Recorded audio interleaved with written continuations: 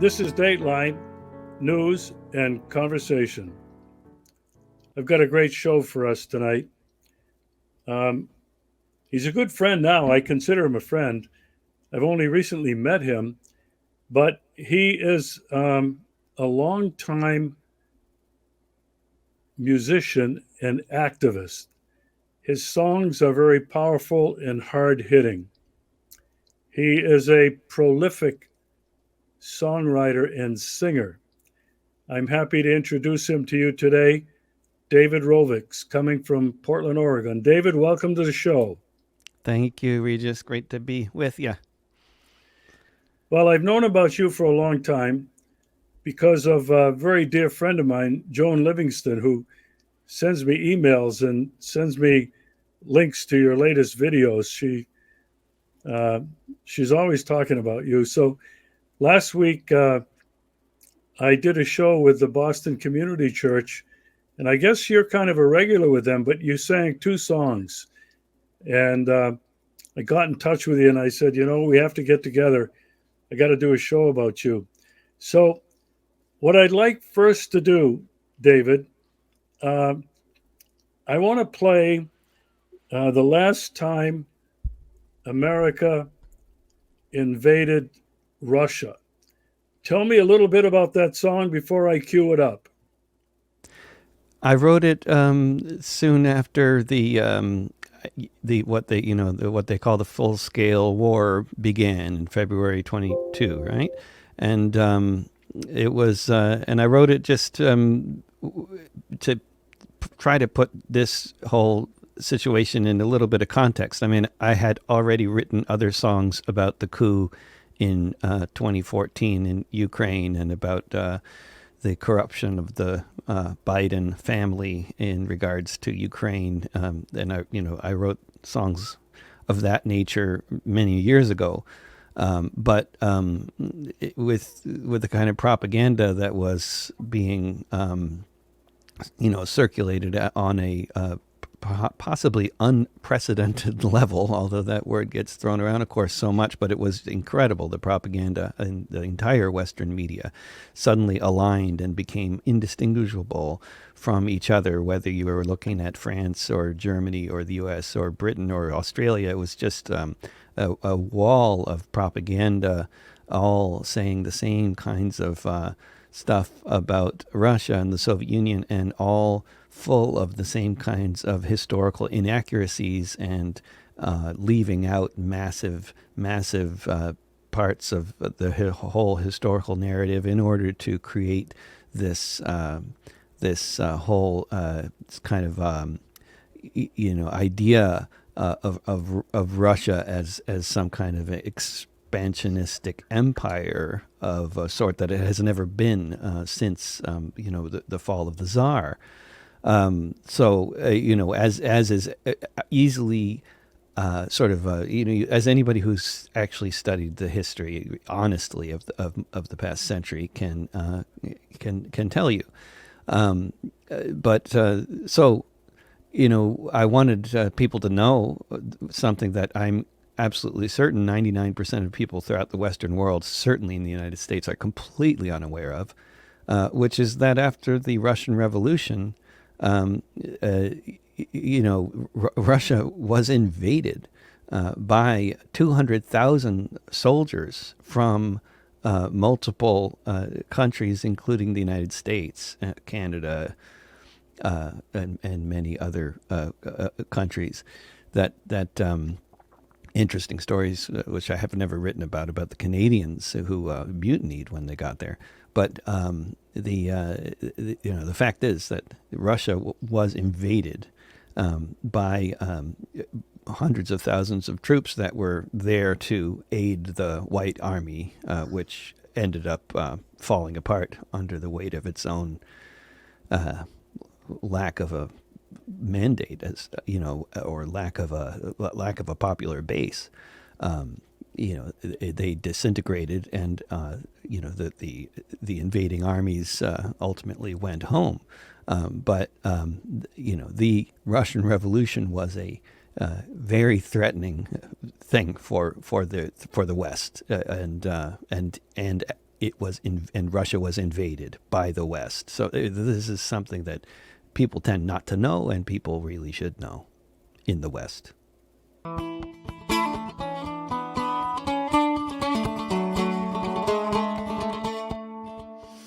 The last time the U.S. invaded Russia, along with France and Italy, Japan and the UK, the troops came to stop the revolution. Whatever else the lying textbooks say, if they even mention this invasion, usually it will not qualify as a footnote in the story of this nation, in which tens of millions have died since the last time the U.S. invaded Russia, when it was invaded once again by more armies come to stamp out Bolshevism, whose ranks were filled with German-speaking men, sent to fight and die for their Führer, on a mission to kill all the Russian Reds, brainwashed by the lying propaganda that for years had been stuffed inside their heads.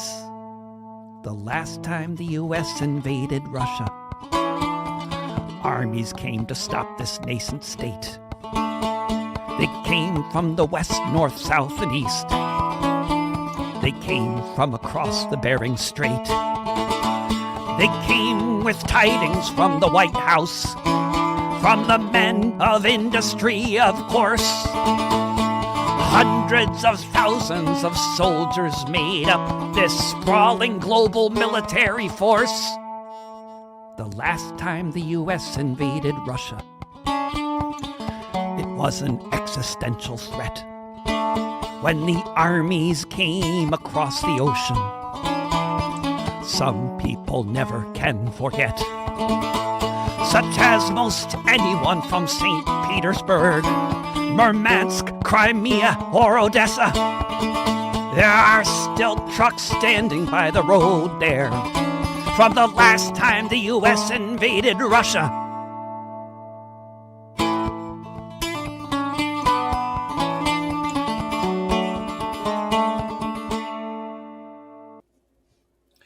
Okay. Now, let me go back to a little bit more about your life. Where were you born? Where did you grow up? When did you first start playing music? I was born on Manhattan Island in 1967, and grew up from the age of 2.5 in the suburbs of New York, in Connecticut, in a woodsy suburb. And both my parents are classical musicians, and there's pretty much musicians on every direction of the family tree, and I became one too. So it was. I don't have a very interesting creation myth, My parents are progressives and musicians, and I guess I went more to the far left radical fringes as far as the politics goes, but sort of in the ballpark, I guess. And the music is not classical music, but I'm a musician, so. That's I grew up in the Northeast, and I did not meet Pete Seeger until I was later in my teens, but it was Pete and that sort of milieu was very influential to me as a child. Going to a summer camp that was full of that kind of music and those kinds of politics, and so that's I grew up there in that scene, the Northeast. Well, a couple of questions. Were you classically trained? Yeah, I grew up playing classical cello. The cello? Yeah, and I still play the cello, and I love the cello. But I prefer the electric fretted cello now for various reasons. But yeah. Yeah, I've seen these guys, two cellos. They're from... where the heck are they from? I know who you're talking about. They're amazing. Croatia. They're from Right. Croatia. I've watched those two guys endlessly. Almost everything they've done. Mm-hmm. Okay, so you're classically trained, and you met Pete Seeger. Tell me about that. I mean, Pete Seeger lived, he lived not far away from where I live, just basically over the state line between Connecticut and that part of New York, the Hudson Valley. And so, like, certainly, like, I have friends who were in his chorus growing up. I wasn't, but in the Walkabout chorus, and involved with the boat, the Clearwater. No, what was it? That's the festival. And then they had a boat. What was the name of the boat? The sloop that goes up and down the Hudson River, and talking about cleaning things up. And I mean that. So yeah, I first, so the People's Music Network was something that Pete started in the 70s along with Phil Oakes' sister, Sonny, and various other people. And it's still going now, still going strong, actually. And so they used to have, they still have gatherings twice a year. And in different parts of the Northeast, almost always in the Northeast. It's a Northeastern thing. It's not a. I mean, it wants to be a national organization, but it's a Northeastern thing primarily, and it. So I started going to those gatherings early on as a young adult. So that's kind of. I mean, I. I also went out to California and met Maoists and all sorts of people that were sort of further to the far left than anybody I really knew in the Northeast growing up. But it was definitely Pete Seeger in that crowd that was very formative for me as a kid. You mentioned going to some music camps. Tell me a little about that. Where were these camps? Who sponsored them? Oh, they weren't music camps. It was there was of course like it's the camp that I went to was called Rowe Camp, ROWE, in Rowe, Massachusetts, and it's still there in northwestern Massachusetts, and it is located in a town that had the oldest online nuclear reactor in it in the U.S., Rowe, Yankee Atomic. And at the time that I was a camper in 79, 80, 81, when I was like 12, 13, 14, it was the heart of the local anti-nuclear movement. And so I was really exposed to anti-nuclear activists and people that were singing songs about nuclear power and nuclear war and peace and all that, and who are involved with organizing as well, who are musicians and organizers. And one of the ones I met was a brilliant guy named Al Giordano, who was writing and singing wonderful songs and also organizing with different anti-nuclear organizations at the time. But this was sort of like more of like a hippie activist kind of camp, you could say, but it was also for people that are into sort of history. I would say it's very, very much in the tradition. This camp in the tradition of camps that existed before I was born in far larger numbers, and they were really the norm for the left in the Northeast and other parts of the U.S. and other parts of the world, and still are in some parts of the world today, where communists, socialists, anarchists had summer camps that were very popular in those milieus, and those milieus were the norm for the working class for the early part of the 20th century. There were many of these camps. And most of them are gone now, but there were many explicitly communist, socialist, and anarchist-oriented summer camps some that were just for kids, and many that were for whole entire families, where people did all sorts of different things, including lots and lots of art and music and cultural stuff. I mean, culture was central to the left, and whether you're talking about the anarchist, syndicalist, IWW, Communist Party, all of the main left groups from the early 20th century placed a huge emphasis on culture, and those summer camps that were part of those whole scenes were a big, the summer camps and the music and everything was a big part of those scenes. They also did things like learn how to shoot guns and whatever else, but much that was not a big part of the summer camps for. Not at all part of my summer camp, but it was not a big part, I think, of the summer camps run by communists and anarchists in the early 20th century. It was much more about culture and music and organizing and being together, and also opposing things like racism. Because these summer camps that we're talking about, it almost seems incidental to mention now, but they were interracial as well. I have to ask you this: did your parents know what they were doing, sending you to camps like that? Yeah, I think I think they knew exactly what they were doing. Pretty. I don't know how much they knew about the whole history, but that I didn't know anything about it at the time either. But but they knew what they were doing, and it was also luck of time and place and time, what was going on at the time and who they happened to meet and what mailing lists they were on. I mean, it was a lot of it was kind of random, but that I sort of fell into this kind of scene. But All yeah, they right. knew what they were So, doing. so tell me about your education. High school? Did you go to college? Where did you go? What did you learn, etc.?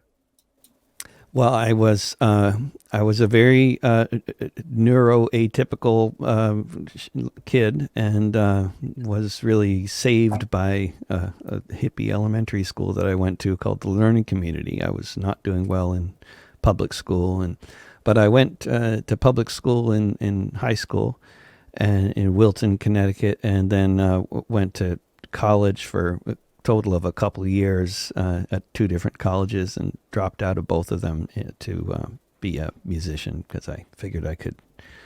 I didn't the college the rate at which we were all expected to read was just it killed the whole thing for me as far as having any interest in. I never wanted to drop music in order to obsessively study political economy. I wanted to do both and have a more balanced reality, and it didn't work. So I read a lot of books, but I did never got a degree or anything at a university. And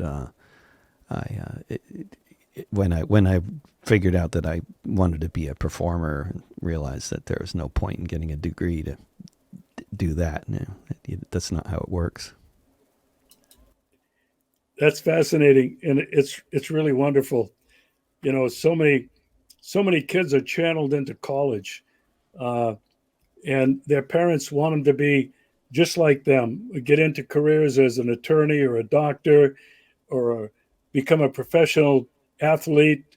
Uh, and the problem has been that they've never looked and appreciated what natural God given talents and instincts that children have had. And that makes for an unhappy life going forward. Um, I experienced a lot of that in my work and in my own personal life over the last number of years. So I'm happy to share that. Um, it's another example of if you follow your heart and your passion, whatever it is, you don't need formal education. You don't need university degrees. Um, anyway, so Yeah, I mean, if your passion is to be a litigator and and have arguments in court, obviously that kind of thing, the degree is really helpful. But if your passion is to do something that doesn't require a degree to practice, to be a musician or something, nobody's going to ask for your degree. They're going to ask how many people can you pack into this room, and how much are they going to pay for tickets? That's all really. right, so Yeah. this is where I want to pick it up. You decided to drop out of college and you wanted to be entertainer. Tell me about those early years. Where were your gigs? Were you playing for peace groups, church groups? Uh, were you getting paid? How did you manage to get by? I think it's I mean, the trajectory there for me is also the trajectory for for a lot of other musicians who were kind of around for the period that I was around, or that I've been around for. So it's I think it's interesting to to talk about how I did make a living, because a lot of the ways that I used to make a living are no longer available for people, as was the case for musicians before my time as well. It's been a roller coaster ride, the whole independent music industry, over the many different phases of its existence. There were many things that collapsed long before my time, as far as independent music and independent radio and that kind of thing, with the consolidation of the media in the 80s. But what I lived through, I mean, for the first few years, I was mainly playing music in the subways and running open mics and playing in little cafes, mainly in the Boston area. And I could talk a lot about street music and history of it and the reality of being a street musician. But that's what I did for years before I started touring with Well, let me bands. jump in. Let me jump in. Mm. You said you were playing in subways in and around Boston. Did you Mm-hmm. ever play Charlie on the MTA in the subways in Boston? I think I did. I never made a regular practice of singing that song, but I'm pretty sure I did at some point. I really was I was absolutely the worst kind of street performer, in the sense of I really wasn't trying to do anything that would be of interest to people in the subways. I mean, it would seem bizarre to say this now, but I really wasn't trying to entertain anybody. I was just woodshedding. I needed a lot of practice, and I needed a lot of money. And I just got a lot of practice playing in the subways, and I just played obscure labor songs and obscure songs by, songwriters from Seattle or Ireland that nobody had ever heard of. I was, really, if I'd been playing songs like Charlie and the MTA, I could have made a lot more money, but I didn't. My family, one of our cross country trips from Arizona out to the East Coast, because I'm from Maine, and we went back to Yeah. visit family, and we've been to Boston a couple of times, and I told the kids about the song Charlie on the MTA, and we took the MTA, and there was a musician down there.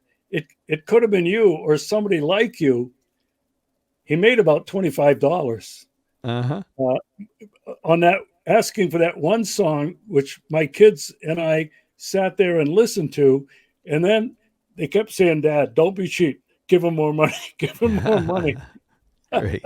I like All that, right. Well, kids. anyway, a subway singer. Continue now the story from subways and cafes, and then how did you eke together a living? Well, it was, I mean, at the time, rent was still, this was long before the crazy stuff that's happened since the financial crisis, with the doubling and tripling of rent. So back then, I shared a room with my girlfriend, and my part of the rent was like $180 a month, so I could come up with that from playing in the subways. It wasn't a luxurious life, but I could make enough money playing in the subways, so that I didn't need any other source of income. But then, and then, I mean, touring began with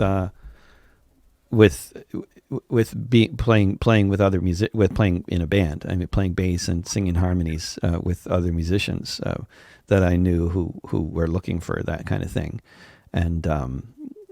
I guess I had known musicians who I could join on the road and play with for years before I actually got around to doing it. But I don't know what kept me from doing that. But that was the way. I mean, it was the most amazing way to develop my own audience all over the country, because I was already writing songs at that point, and they were songs about history and current events and stuff. So when I toured in the 90s with artists that were of a similar mold, writing kinds of similar, vaguely at least, similar songs, my audience was, I mean, their audience became my audience, and it was a very organic process, touring with these folks and then touring on my own.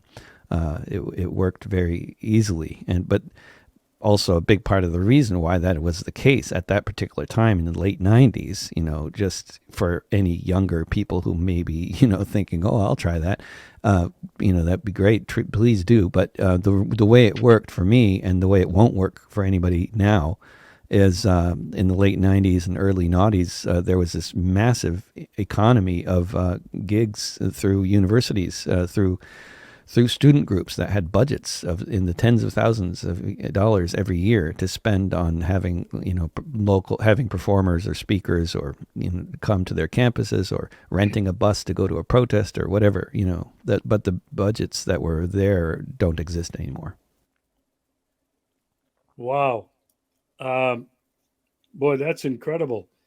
So take me on this journey. You were traveling with other groups, um, and you were singing the kind of songs that were popular.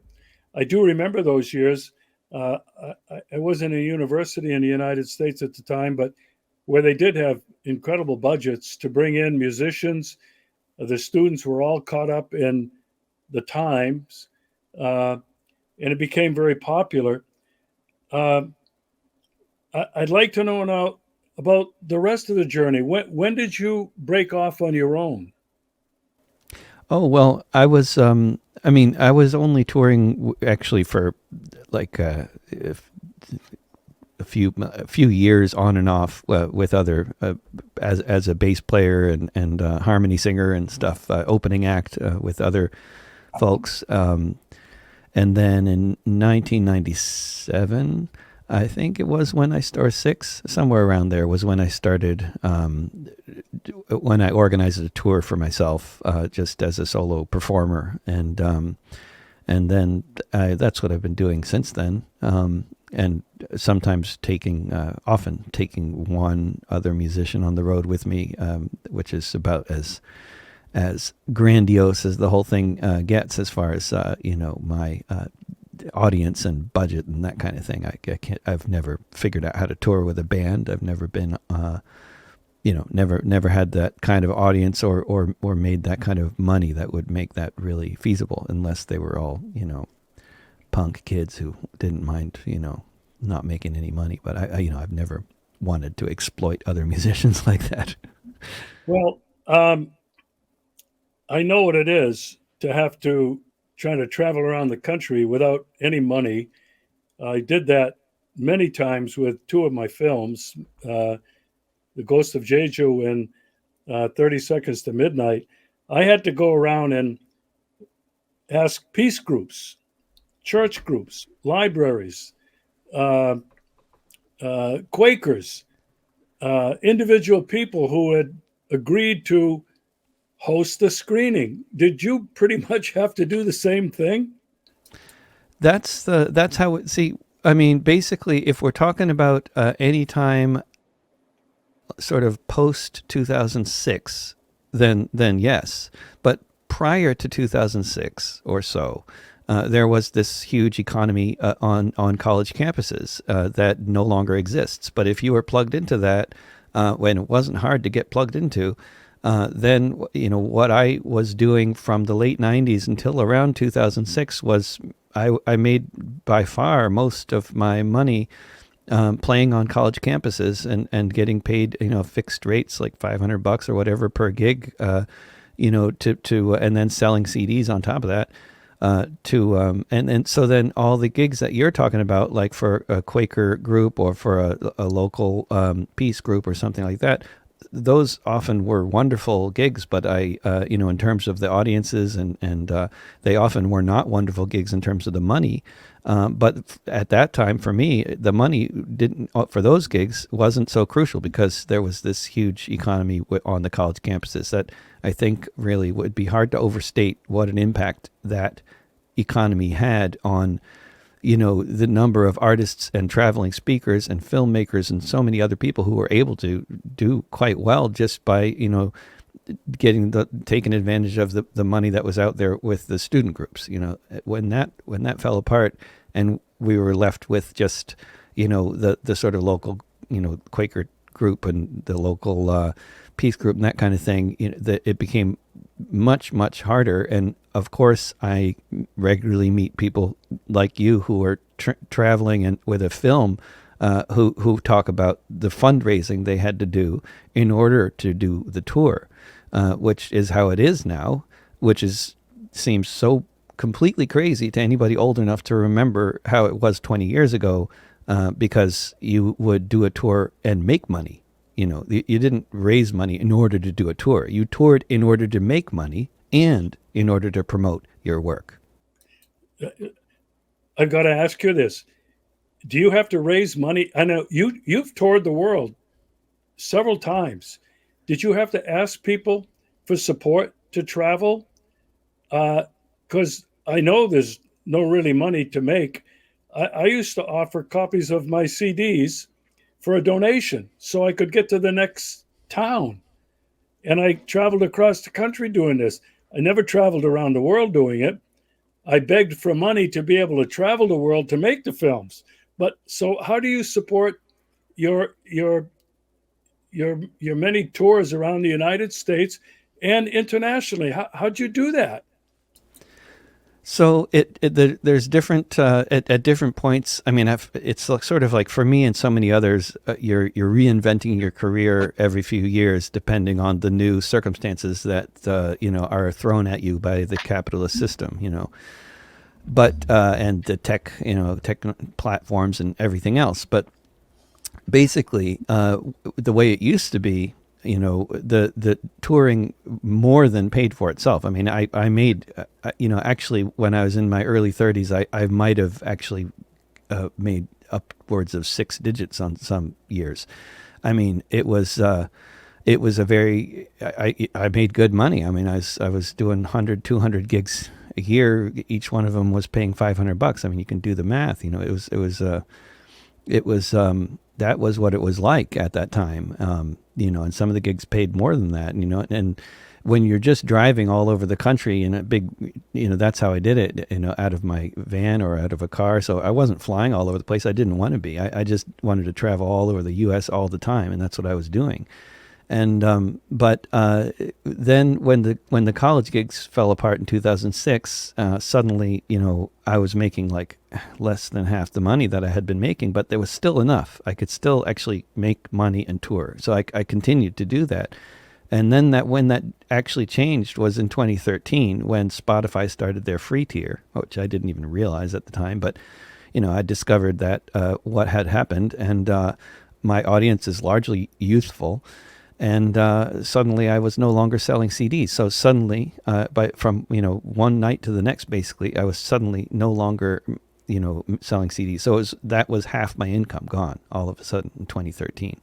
So that's when I had to stop touring in the U.S. I've never tried raising money in order to do a concert tour. That I've still not gotten there. I mean, the whole point of touring, as far as I'm concerned, is not only to perform for people, but to actually return home with more money than you left with.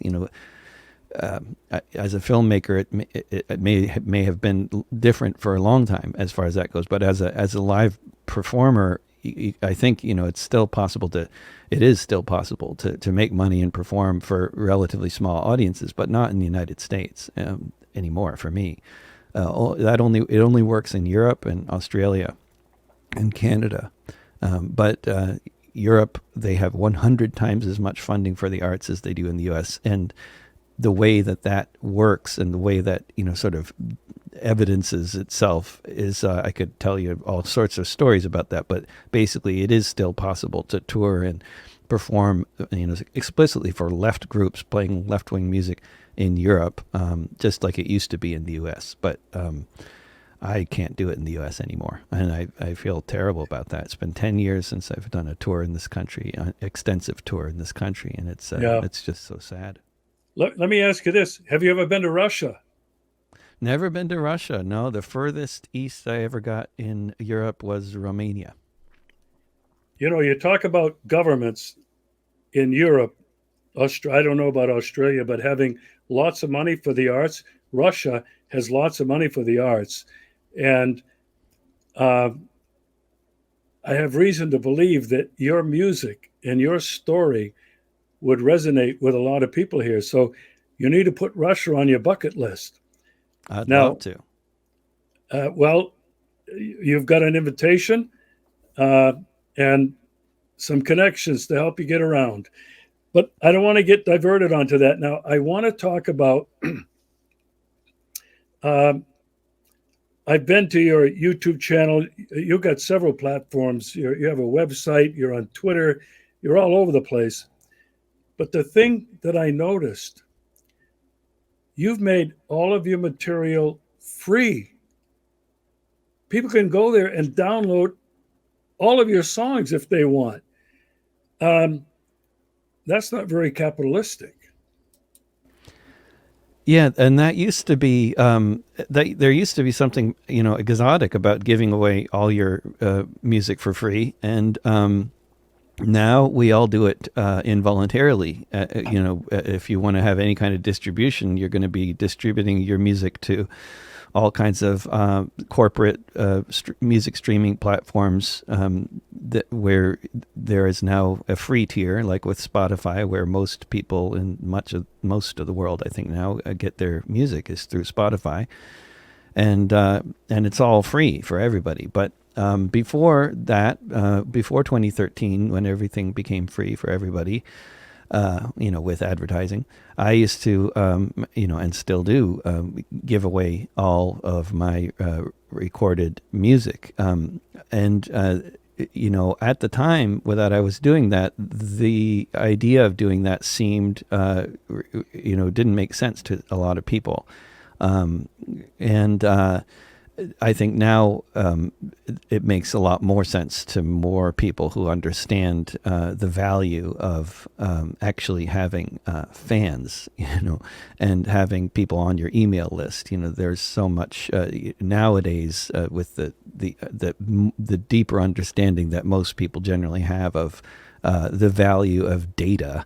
And they understand. If you're giving away a song, and in exchange for that you get somebody's email and you get to put it on your email list, I think now most people can understand that this is a very fair trade. For everybody involved. 20 years ago, a lot of people didn't get that. And I think I certainly have benefited as a artist in terms of my following, by giving away my music early on. And probably a lot of that had to do with timing when I was giving it away. You know, um, I've been a filmmaker for, I don't know, since around 2006, somewhere in there. And I've made literally hundreds of videos, radio shows, podcasts, and some major films. And I have always felt that because of the educational value, my stuff was not entertaining. My stuff was educational, hard hitting documentaries. And I felt if I charged for that, people probably wouldn't buy it because it wasn't entertainment. And so I just felt, as an educator myself, I felt that you couldn't put a value and a price on what I was doing. And I've never made a penny. I used to ask for donations for a copy of the film to be able to get to the next city, but I never put a penny in my pocket. In order to travel down through the Pacific twice to make two films, to travel to Russia, I didn't have the money to do that. I asked for people to help support the expense, travel expense to make that film. To this day, I do not charge and will not charge for what I'm doing. But I have to ask you this because I believe, for me, it's not the right thing to do right now. But for so many who are producing important, valuable content, and you are one of those, do you use anything like Patreon to get support? Tell me about that because I'd like people to know how they can do that to help support you and your work. Yeah, I mean, in terms of the as a documentary filmmaker, the statistic that a lot of people probably don't know, but last I checked, this is a few years old, so I don't know if it's current, but I'm sure it's very close to current. 98% of documentaries lose money. So the 2% that actually actually cover their expenses and make money. I mean, that's it's it's not a profitable business, and it's one that generally involves if you're going to have a budget to do anything like make a movie, you're getting grants for that, which is why the fact that you get 100 times as much support for the arts in the EU compared to the US, that is you can see what kind of difference that makes in so many ways, on in daily life, and how those grants and all that arts support actually plays out in reality. But we don't have that here in the US. In the US, it's less of the 1% of the arts funding that we have compared to the EU. 60% of that is for military bands. So I mean, it's really very minimal arts funding here. And when Spotify started their free tier in 2013, years after all the college gigs dried up, I was in a situation where, like so many other millions of musicians who were basically underemployed at that point, or not making enough to survive, I had to think about what's the new strategy here if gigs and CD sales is not going to actually pay the rent anymore. And so, what I had already been doing for years was crowdfunding for recording projects, because I was already, income was already going down to the point where I could no longer pay for these recording projects, which I used to spend thousands of dollars on every year. And then, so then I started crowdfunding for those. But then after a few years, by 2013, I started realizing I am, I can crowdfund for these album projects that nobody's, paying for anymore, that because I'm, used to sell CDs, and selling the CDs would cover the costs, much more than cover the costs of the recording. But, that was no longer the case. So, okay, I figured if I'm not going to make any money from selling CDs, and, then I have to raise money for the recording. So then after a while, I realized, well, but what about the rest of life? I mean, I'm not paying the rent. So, what am I going to do? And, barely paying the rent. So that's when my accountant actually suggested the idea of doing something like Patreon. She didn't mention Patreon. I don't know if Patreon even existed at that time yet, but it was, or I think it maybe just started, but I hadn't heard of it. But I set up something like that on my website, just through PayPal recurring payment buttons and stuff, and it's been a lifesaver. And then Patreon, I'm on there, and on Substack, and I just use all the different platforms and consider it all part of the same community supported art program, which I call my CSA. Like here, they have community supported agriculture, and I just call it community supported art. You don't get a box of vegetables; they get free music instead. But that is now my primary source of income. So, yeah, that's what's made up for the loss of CD sales and the loss of touring in the U.S. So it's been I'm going good to for make me. sure I'm going to make sure to put all of these sites in the description to this video, and I want to Great. encourage people to support you. Uh, I've been familiar with your music uh, because of our friend Joan Livingston for a few years. She would send me different links to this, and I would look and I go, "Wow, this guy's pretty good." Uh, With I Joan, want to like talk. if I don't know, do I have a song about that? Oh, let's see what's Joan posting on Facebook. She's probably mentioned whatever song I've written that's on this subject. I don't have to think about it, because It, she's just such a chronicler of our life and times as illustrated by my music. And she often reminds me of songs I've completely forgotten about that are about something that's happening in the news that she's posting well, around.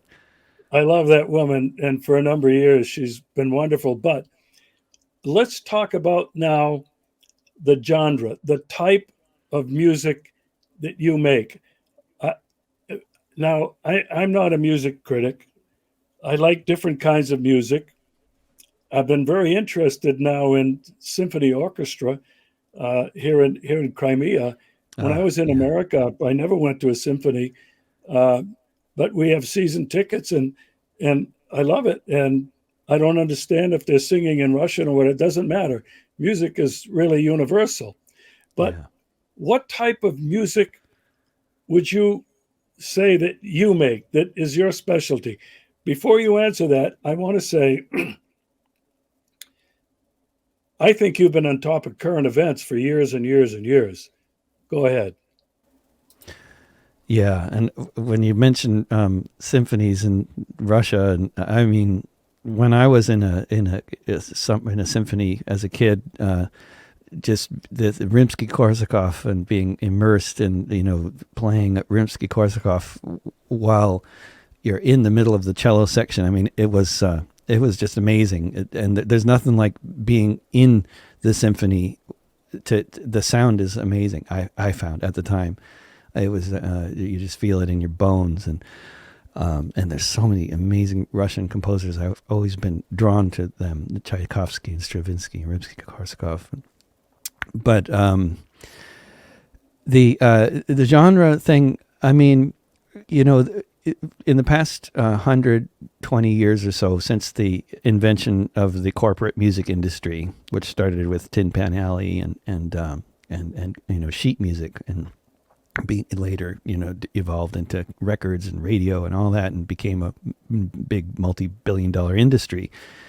It's always been interested in creating and naming genres, and taking different kinds of artists and saying, okay, you're this kind of artist and you're this kind of artist, and the industry itself has been very racist and problematic in so many ways. Although there's, of course, we use language, and we are doing things like having radio stations that are playing certain genres, and so there's different reasons why music has to be categorized and put into genres. But the most musicians, I think, now and historically tend to reject the whole notion of genre, and tend to really embrace the idea that they're just musicians and they're into what they're into, and it's lots of different influences, and that what they produce is whatever it is they produce, and people can call it what they want to, but that's, I think, how most musicians actually feel. That's not what they say. What they say for the camera, when they're told by their record company to promote country music and talk about country music, they'll talk about country music. But the vast majority of those so-called country musicians, they're doing formulaic stuff that they're told to do, and they'd really rather be playing bluegrass. But according to Wikipedia, I am a quintessentially foundational member of the folk punk scene of the 90s. So, according to Wikipedia, folk punk started in the 70s, and if you want to know what folk punk sounded like in the 90s, I am a iconic representative of this genre. I didn't even use the term folk punk at the time. I'm not sure if I had ever even heard of the term, but apparently I am a folk punk musician. And I heartily and happily embrace this label. I'm very happy to call myself a folk punk musician. I'm not exactly sure what it is, and nobody else seems to know exactly what it is. And one of the most popular posts on the folk punk subreddit is, what is folk punk, and is this folk punk? It's really bizarre. It's a bizarre sort of ongoing conversation where people are trying to decide what is this music that they're into, and is this it or not? And I have no idea how it's defined, but certainly I'm apparently in that group. Well, I have to say that you are dealing with contemporary social issues. Your music is very, I would, I'd have to say, for me, blunt, even harsh, raw, but very powerful. And you can tell when I hear your voice that this is your passion. And I want to segue into something now that you've been on to for the last 3 months, ever since October 7th, when Hamas attacked Israel. You have written, I don't know how many songs, but it's obviously that they come from your passion, they come from your heart, they come from your sense of justice and and empathy. Tell me a little bit about now the last few years, um, the last 3 years, really, what you've really been focusing on. Well, I mean, I guess I guess genre or sort of musical style aside, there is a tradition that crosses genres, and that is a global tradition, and that goes back many centuries, which is the tradition of writing and singing and telling stories related to history and current events. And what they call folk music, what they used to call folk music, in terms of not like singer songwriters, but folk music predating the music industry, the music of the people, of the folk around the world in many different languages. The music that people do. That's not elite. The regular folk music, oral tradition around the world. People write about what's happening around them, and they write about history. And none of this stuff is in the folk tradition around the world. None of these kinds of topics are novelties. Or unusual or strange. There's nothing. It's only the music industry that's told us in the past century or so that we're supposed to be writing love songs all the time, and anything else is a novelty or political or strange or something to be avoided for one reason or another. But in the folk tradition, historically, globally, currently, and historically, people write about everything that very much including politics, very much including things like police brutality, landlords, wars, conscription, all this stuff, mine explosions, whatever, the things that people experience in life, they write about and have always written about. And that's what I write about. And so it's nothing unusual in the folk tradition, but it is very unusual in the modern Western sort of conceptualization of what musicians are supposed to be writing about. What I'm doing is very unusual now. It's very normal historically, and in terms of what topics to write about.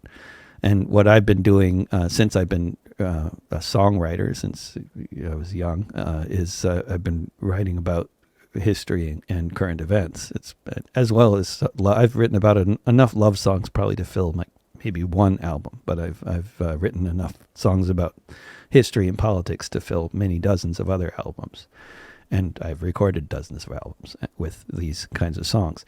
And Palestine, and the Palestinian struggle for various reasons, some of which I understand and some of which I don't. But for a lot of reasons, it's been one of the central themes that I've been writing about for the past 24 years. And it's not that I haven't written about a lot of other things, but certainly as far as subjects that I've written probably more about than anything else, it would be Palestine and the struggle of the Palestinian people. And since October, I've written, I think, 22 songs about the ongoing genocide unfolding in Gaza. And I just, like so many other people who have been involved with Palestine solidarity for a long time, I've just felt desperate and despondent and flailing around, hoping that I can do or say something that might have some kind of an impact. All the while feeling like I probably can't, but I keep trying. Just hoping that if a song can have any kind of an impact, and if it's good enough and well recorded enough, and at least we can document everything that's happening and different angles of what's going on. And at least we can bear witness. Well, I, for one, appreciate that very much. Um, Tell me about the song that I'm going to cue it up here. Famine and Disease. What? Where did that come from? This one, I mean, one of the things I like about it, especially, is the arrangement and also the video. But it was when the World Health Organization and I think several dozen UN agencies all at the same time were trying to tell the world that as many people are being, killed and maimed by the Israeli bombardment and of all these, apartment complexes and churches and everything else, as many people were being killed with that, that the numbers of people who are about to be dying as a result of famine and disease, as another consequence of all this bombing and the not allowing food and medicine and water in and all that the number of people dying from famine and disease was going to vastly eclipse the number of people dying from the bombardment. So I wrote this song to try to just, echo that message coming from these UN agencies. In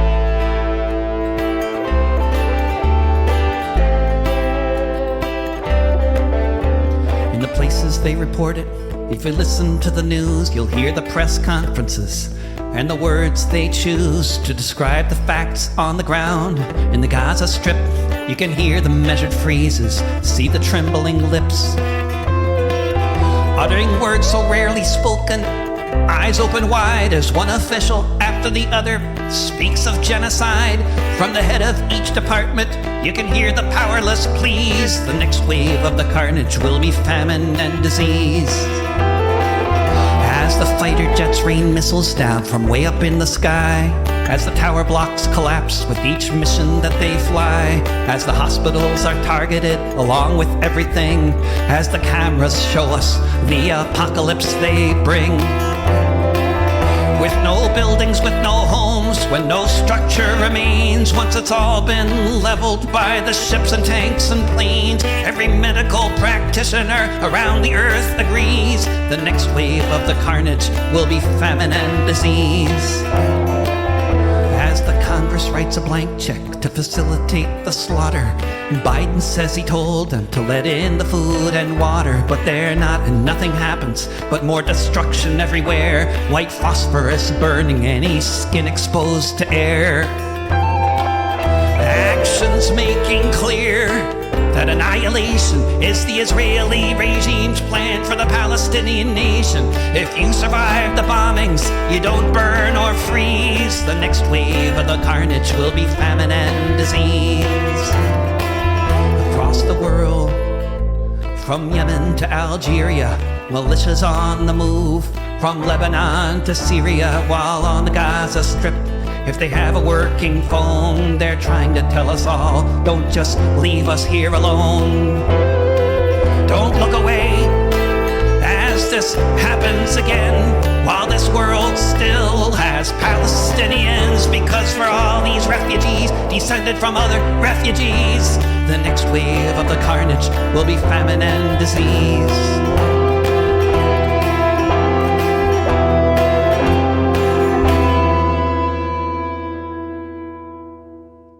All right, you've also ventured into political arena.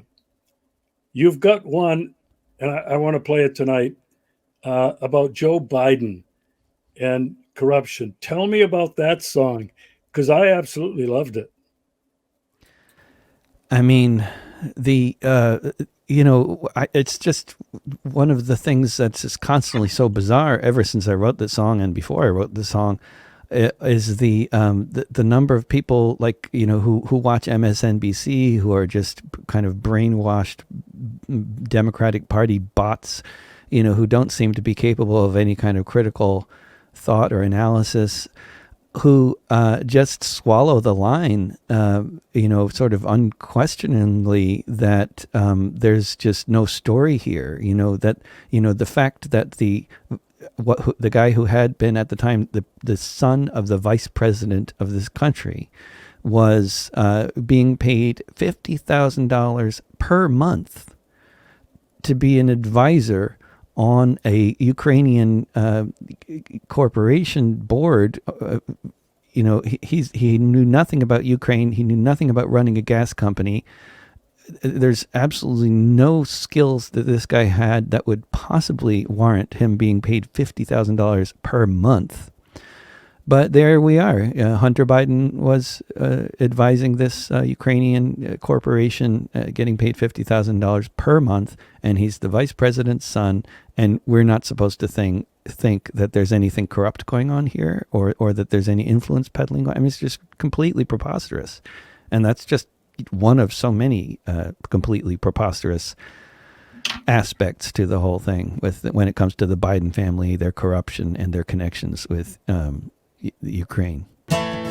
When Joe Biden was vice president in 2014, perhaps it was not a coincidence, as it was quickly seen, Ukraine was overthrown more or less. This new government was very closely aligned with the U.S., and the VP was sent over there many, many times. Just to put it in a little context, that was the climb. He was working very closely with the Ukrainian state, which is all very related to this congressional debate when Joe Biden was VP.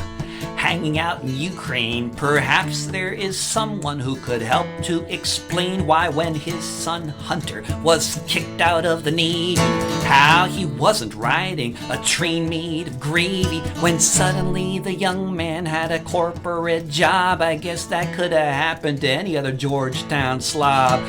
Consulting with Kiev, making millions of dollars, but it looks a lot like a leash and collar. Looks like CORRUPTION.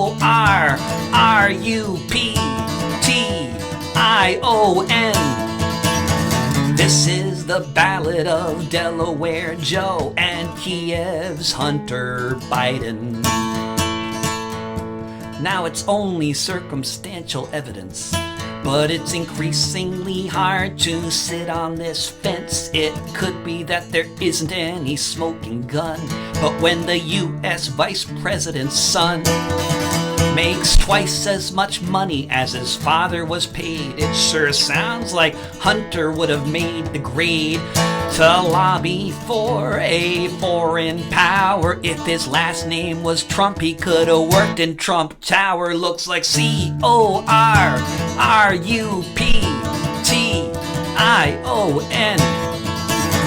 This is the Ballad of Delaware Joe and Kiev's Hunter Biden. Where the pieces fall now is anybody's guess. The Senate will have their hearings here in the U.S. War, peace, impeachment, who knows what comes next? But if the pattern holds, we all know what to expect. A state controlled by money, whether domestic or overseas. A nation ruled by nepotism, by family dynasties. Politicians acting just as you'd expect puppets to do. Sold to the highest bidder, whether purple, red, or blue. CORRUPTION.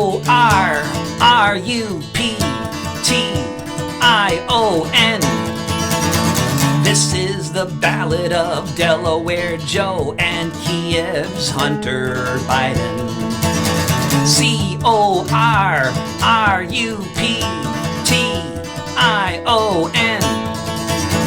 This is the Ballad of Delaware Joe and Kiev's Hunter Biden.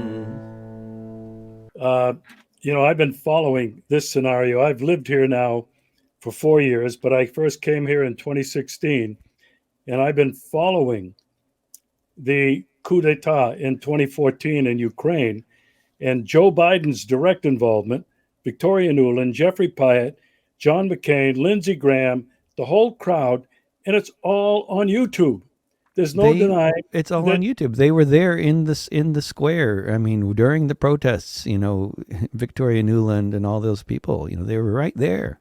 I mean, and then funding all these groups, these so-called pro-democracy groups. How much money are they pouring in? I mean, how many people do I meet who are from places like Ukraine or Afghanistan, and who tell me, oh yeah, they're journalists, and also, but they also learned how to fly a helicopter, and like, that's cool that you're a journalist and you learn how to fly a helicopter. Where did you get the money to be a full-time journalist in this age of collapsing journalism? I don't hardly know anybody who gets paid to be a journalist in this country. They're all volunteers, but somehow the State Department has massive amounts of money to fund all these well-paid, well-traveled journalists in Afghanistan, Ukraine. Well, not in Afghanistan anymore, but Yeah, but this question of corruption in Ukraine is an important one. And now, Trump tried to light the fire during the upcoming election in 2016, but that was squashed. He started pointing out about the bribe that he took to fire the prosecutor who was investigating Burisma, his son, and him. And he bragged about that. It's on YouTube. People have seen it all over the place. And now that he's up for re-election again, I think it's critically important that more of this story comes out. And your song, I hope, will help in bringing some of that out. I loved it. Coruption. Boom. David, I can't thank you enough for coming on the show. I'm so grateful to have been able to meet you personally last week online and to correspond with you, to get to know you, and to host you on this show to share a bit about your life. Before we end, you're about to go on tour. Where are you going? Southern California, Southern France, and Southern England, and it's just how it's worked out. But that's where I'll be over the next month. How can people find out where you're at? Now, I mean, I don't know many people in France, in other parts of Europe, but it's on your website. What is your website? Mm-hmm. Where could people go to keep track of you? DavidRovics.com, and they can get on my email list on Substack and click on upcoming gigs, davidrovics.com/tour, and that tells you all about the gigs coming up. And I will post all of that in the description. David, good luck. Enjoy the tour, and we'll look forward to having you back on again when you get back. And hope to see you there in Crimea in person. I want to come visit, do some gigs for sure. You have a personal invitation.